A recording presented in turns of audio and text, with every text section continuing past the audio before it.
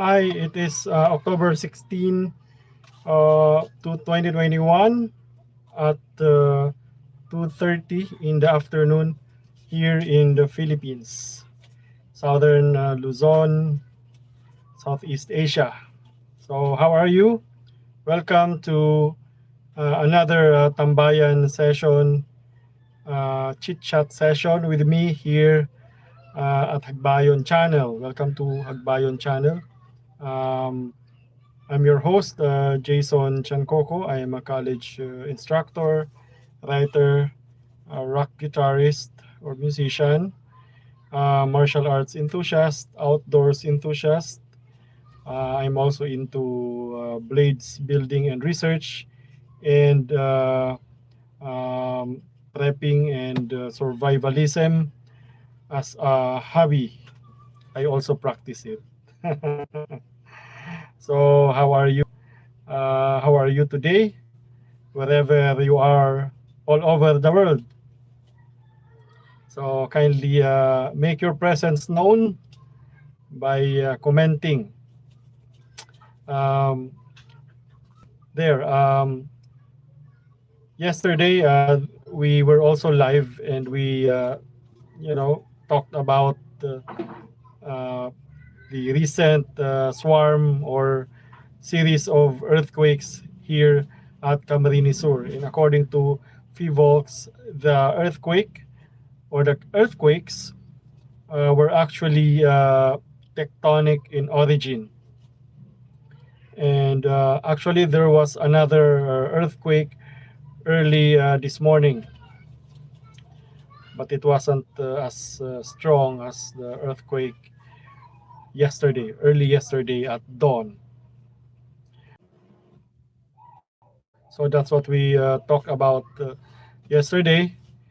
And because of the series of earthquakes, some of the Bicolanos here in Camarines Sur started to fear of uh, of an upcoming volcanic eruption. Even if the even if the earthquakes yesterday were actually of tectonic origin, people here started to suspect the possibility of volcanic eruption. My grandfather was very paranoid of volcanic eruptions.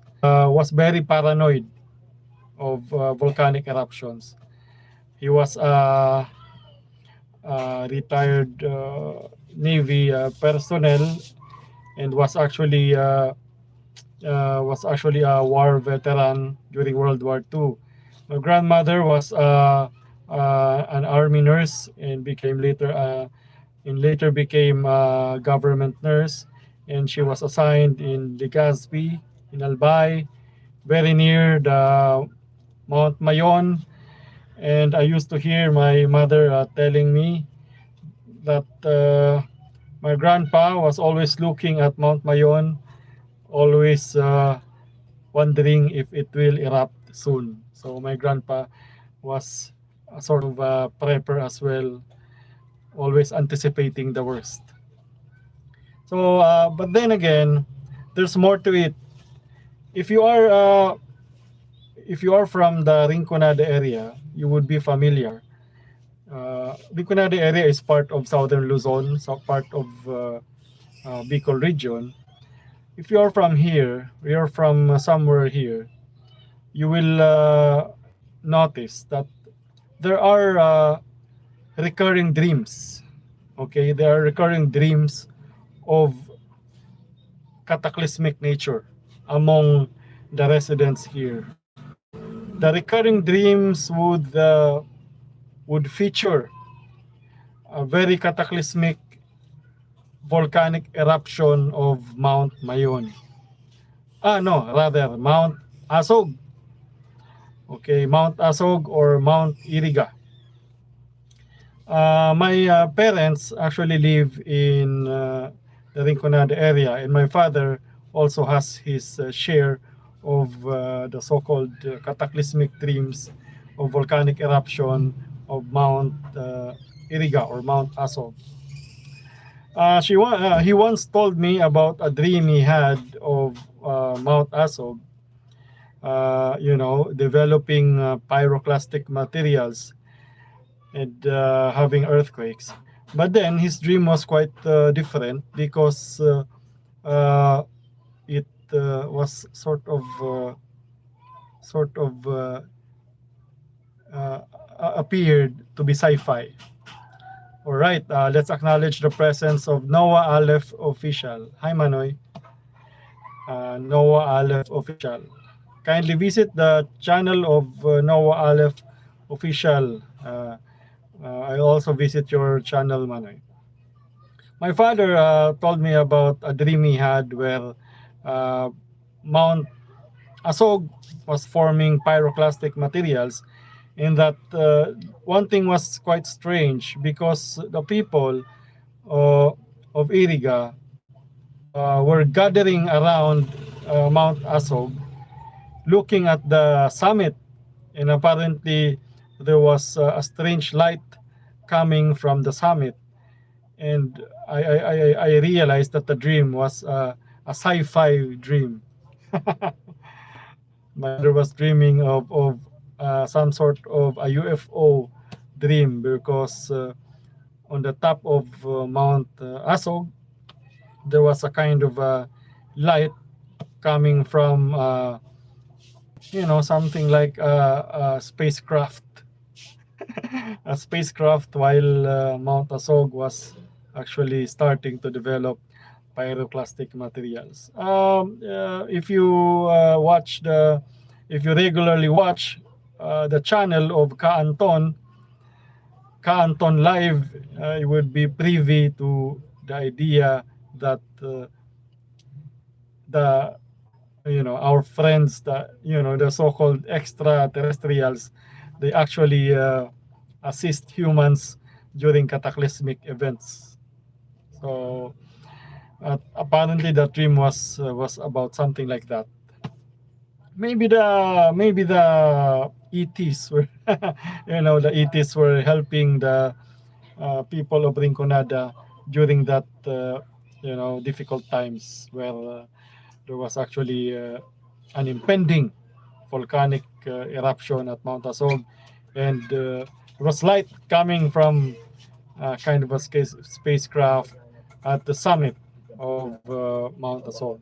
Another dream was actually my dream. When I was younger, I used to dream that Mount Asog was actually erupting, and I was stepping on lava, and the ground was shaking, and I was jumping from one place to another because the ground was breaking into or getting torn apart into various pieces. All right. Apparently, there was some kind of a liquefaction going on. Are you familiar with liquefaction during earthquakes? So that was actually my dream. It was a recurring dream, and even my friend Catherine Buena, Catherine Buena used to have such recurring dream of Mount Mayon, oh no, Mount Asog rather. Sorry, Mount Asog erupting, where in fact Catherine actually lived in Baao, a nearby town. And she would also tell me about the dreams of her friends, similar dreams. You see, guys, when I was camping at Mount Asog, I think it was last August. Yeah, August. I was also trying to talk to the people there at people living in the mountains, farmers, etc. If they also are having the same recurring cataclysmic dream, and not surprisingly, it is actually a common thing. It is actually common to have this recurring dream, cataclysmic dream among the people living within the vicinity of the Mount Iriga or Mount Asog. So there, but um, well, another thing that actually I think is contributing to the fear is the rumbling sound that people would hear whenever there's a storm, or heavy rains. Rumbling sound under the mountain. And I will also feel and hear the same when I am in Mount Isarog, umuugong or kumukulog, thunderous sound under the mountains or under the ground. So I think those sounds are actually contributing to the so-called fear that Mount Asog will erupt again. So the question is, will Mount Asog erupt again? Actually, Mount Asog erupted more recently, more recent than Mount Isarog, because Mount Isarog erupted many centuries ago, whereas Mount Asog's last eruption was in 1642. 1642. So will Mount Asog erupt again? uh, Mount Asog or Mount Iriga is actually a stratovolcano, and meaning a stratovolcano is a tall conical volcano composed of one layer of hardened lava, tephra, or unconsolidated pyroclastic material, or when you say tephra, it's a generic term for any airborne pyroclastic accumulation. Okay, any airborne pyroclastic accumulation, because if the pyroclastic accumulation is actually consolidated, okay, it becomes pyroclastic rock, which actually grows bigger as it hits the ground. Because the I think the land or the soil would stick to it and it grows bigger. Mount Asog has a wide summit, horseshoe shape. The Mount Asog is actually horseshoe shape and with wide crater due to the catastrophic landslide that occurred 1,800 years ago. Well, people believe that the landslide happened in 1628 or 1642, but this is being debunked by a scientist named Christopher Newhall, who actually visited Bicol last year, October last year. Christopher Newhall. Yeah, there are so many people think that the so-called catastrophic or cataclysmic landslide that happened in Mount Asog actually happened in October 20, in 1628 rather, or 1642. But this is being debunked by Christopher Newhall. You see, apparently the Mount Asog is only half of its original size now, because it used to be bigger. It was a lot taller before, a lot bigger, but because of the landslide, one side of the volcano failed and broke down, creating a landslide and creating hammocks. Part of the whole old volcano. There are so many hills. There are so many hills around the mountain. We have, of course, the famous Ilian Hill. So there's so many hills near the mountains. Those hills are actually part of the mountain before, hammocks. All right. One thing about the Mount Asog is it is also an spiritual place. There's actually a Sumagang story, or the so-called Inorogan story. You know that the Mount Asog is the place where the Inorogan Chapel is actually situated or placed or located. one part of the Inorogan Chapel is the so-called Mag-ina, mother and child, Our Lady of Angustia, and Jesus Christ, the image of Jesus Christ. Now, there's a story they call the Sumagang story, the shield story, the Sagang story. When I was camping at Mount Asog, people there uh, recounted to me the Sumagang story. They said that during the eruption, the so-called Cataclysmic eruption, I think this was already during the Spanish era. Yeah, the Spanish era, because it was already uh, the time. Because during that time, apparently, uh, the image of Our Lady of Angustia protected, you know, the inhabitants of Iriga or Iraga, because that image there, the mother and child image, blocked the flowing lava from going directly to the Ciudad de Iraga or Iriga City. So there's the so-called Sumagang story. That is why they built the Inorogan Chapel to venerate the Our Lady of Angustia that was earlier found in that spot. By the way, the Our Lady of Angustia is now in the town of Nabua, but it was actually found in Iraga. But because during the early days, Iriga was actually in Nabua. The people of Iriga actually came from Nabua, because Nabua was always flooded and all that. So the people there went to higher ground, or the so-called raga or soil, iraga or land.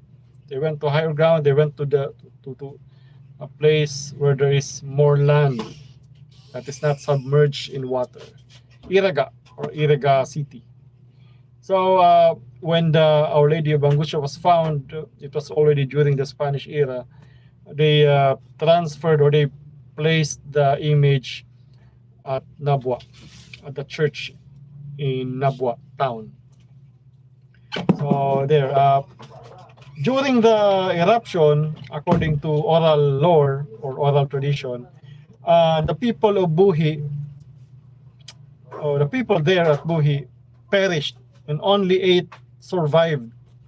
Only 8 survived, and that's why they're called Nakabuhi, or the so-called Buhi. Nakaligtas, Buhi, nakatakas. Those who escape from peril. That's why they're now called Buhi. Now, Lake Buhi was actually formed, according to New Hall, because of the water that came from the volcano and got trapped by the landslide, and the water cannot go out anymore. So now there is Lake Buhi. So that's actually a very interesting fact, that according to lore, the people of Buhi were actually the survivors of the eruption. But then, according to New Hall, the eruption that caused the cataclysmic landslide was way earlier than 1642 or 1628. Hi there, Amazona Judivic TV. Hi there, Amazona Judivic TV. Thanks for coming. Much earlier than the so-called eruption during 1642 or 1628. The most recent eruptions of Mt Asog or Mount Iriga. According to New Hall, the landslide occurred much earlier, 1,800 years ago. 1,800 years ago. But the question now is, who was the Asog? ASOG. Asog. Again, as we said earlier, Mount Asog is also imbued with the spiritual element. When earlier we talked about the Christian aspect of that spirituality. But there's a prehistoric, prehistoric element to it as well, pre-Hispanic and pre-Catholic element of spirituality. As you see before, we had babaylans or baylan or priestesses. Uh, Actually, some feminists actually say that that's a manifestation of the power of women before the Spaniards came. Women were respected, and women were, spiritual leaders.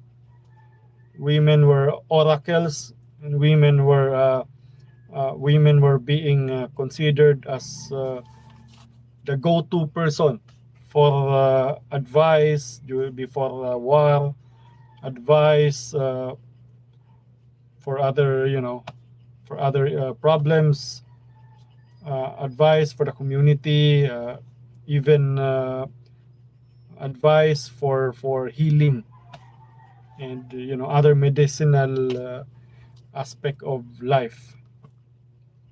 Um, Women will also part of or a large part of spirituality before, because they were priestesses or baylans or babaylans, or simply put, when we consider Bicol parlance, balyana. And as a way to partake, okay, to partake on that or partake with that spirituality, men had to wear women's apparel just to be able to join the rituals. And they became the Asog. They became Asog. When they would partake of spirituality and wear women's apparel, then they would become the so-called Asog. Bading ba sila? Transgender ba sila? The question now is, uh, do we do, did we have already a means for having transgenders? When you say transgenders, uh, you have sex change, right? Apparently, Asog, according to oral lore, had two genitals, parang hermaphrodite. Um, but that could be could still interpret it. That could be a way of saying that the dichotomy between the male and the female was actually one in the person of the Asog, being that the Asog was part or chose to be part of the spiritual rituals of the Baylan or the Baliana or the Babaylan. So that is why the Asog perhaps was considered as hermaphrodite, or but I believe that they were not actually gay or something, but they were men who chose to uh, participate in such rituals, rituals for spirituality, being led by women, especially the Baliana. So as for the dreams, the cataclysmic dreams, um, what do we make of it? What do we make of the cataclysmic dreams of volcanic eruptions? Now, I think the cataclysmic dreams are just a manifestation of the so-called collective fear. The collective fear of the people living within the vicinity of the active volcano. Yesterday I quoted Fivolks that actually Mount Asog is also an active volcano. Another thing, aside from, I think, being a manifestation of the collective fear of the people, it could also be a kind of a premonition, the premonition of a possible volcanic eruption sometime in the future. It could still happen. The mountain erupted before, it could erupt again. Remember the story of Mount Pinatubo. Mount Pinatubo was a dormant volcano for a long, long time, but it erupted. So I think now there is no such thing as a dormant volcano as per Feebox. Can anybody comment on that from Feebox? Uh, why is it that you know we still have that category active inactive? Because in your list I found Mount Asog as well, and I think Mount Asog is not active, but you consider Mount Asog as active. Maybe it's a it's better to be safe than sorry, right? Consider a mountain that erupted before as an active volcano. It's actually a safer, you know, a safer stance or ground, uh, rather than to consider it as not a volcano, when in fact it is a volcano. It erupted before and could erupt again. All right. Another thing about the dreams, I think according to psychologists, it could mean that the one who's dreaming is angry or anxious or stressed or tensed, and the volcano dream is just a release of the tension, or perhaps a resolution of the problem that the dreamer is actually experiencing.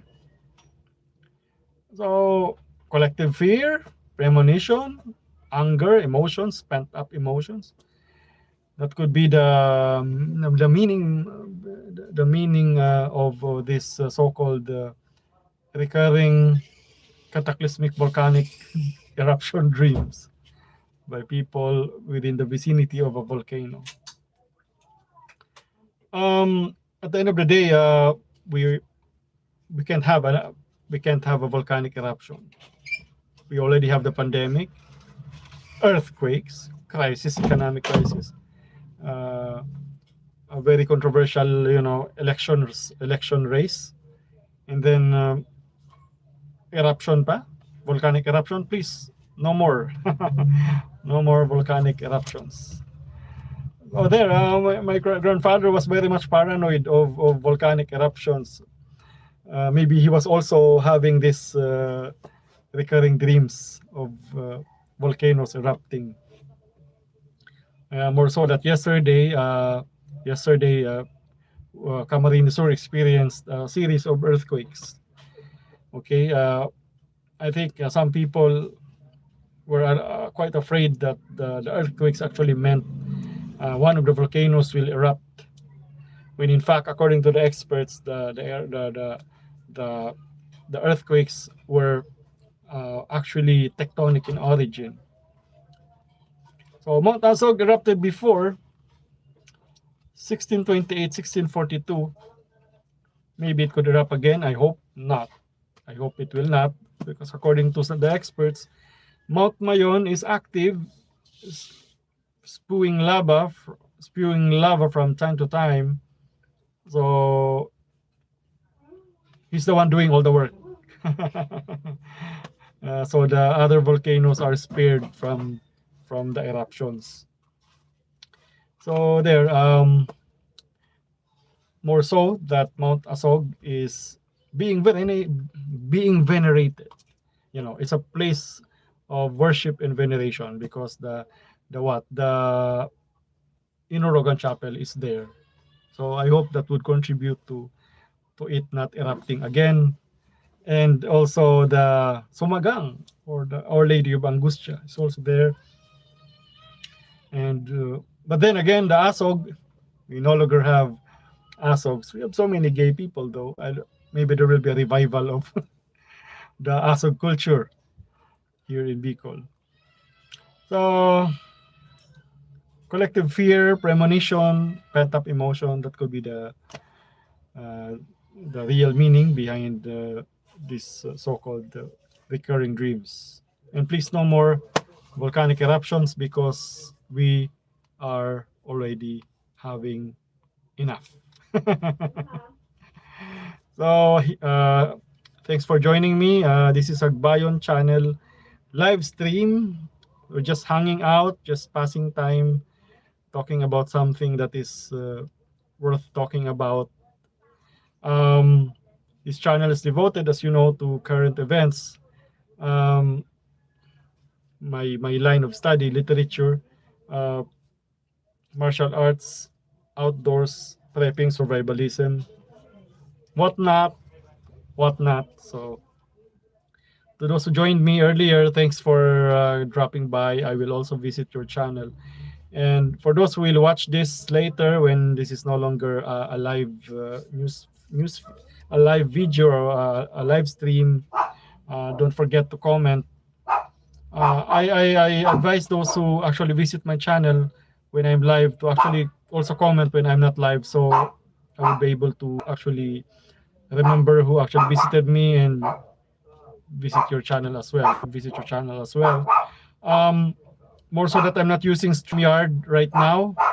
With the StreamYard, I could easily check the live chat. But with this format, I don't have my live chat. So, what can you say about our discussion or our sharing today? Kindly comment down below. Sorry for my internet connection. I'm in the Philippines. Because of that, my internet is slow. That's the rule. When you're in the Philippines, internet must be slow. So everything here is quite slow. Government performance, government services slow, internet slow. Is that true? So we need to actually make sure that our next set of leaders will be much better than what we have right now. So sorry for the internet connection. My reception is kind of choppy sometimes, so that's why I'm thinking of doing this via recorded videos. But I have so many recorded videos already uploaded. I will just schedule them to be set into live, set into public mode, public setting, so that you guys could actually watch the videos. Again, Hagbayon channel, a very simple YouTube channel, a very small YouTube channel. There are other channels there that are better, with more views, with more likes and more comments. Because you know what, I believe that when a channel has more views and stuff like that, creating viral content, that means the YouTuber is really very, very good, very smart, very intelligent, and with great content. That's what I believe. So because I don't have much following, that means this is a small YouTube channel. You actually believe that? I was just kidding. So it's not with the views, it's with the content. Content is king. Even if you have small following, if you're coming up with, you know, really great content, you're a big YouTube channel. It's not really with the, it's not really with a number of views. I don't think so. I don't think so. I just look at me. I just keep on coming up with content, one content after another. So I don't really care if if people watch. You know, I do my best. You know, watch all these YouTube channels advising you how to, you know, improve following, improve views, viewership. But at the end of the day, it's just a matter of content. So you do what you like and enjoy. Sabi nga ni Ka Anton live before, when he was my guest, wala na yata yung YouTube channel because he is very controversial. He told me what's important is you get to say what's in your head, or you know, you get to say what's in your heart. When it's in your head, you get to express yourself. That is what YouTube is all about. Thank you, and join me again next time. Thanks for watching.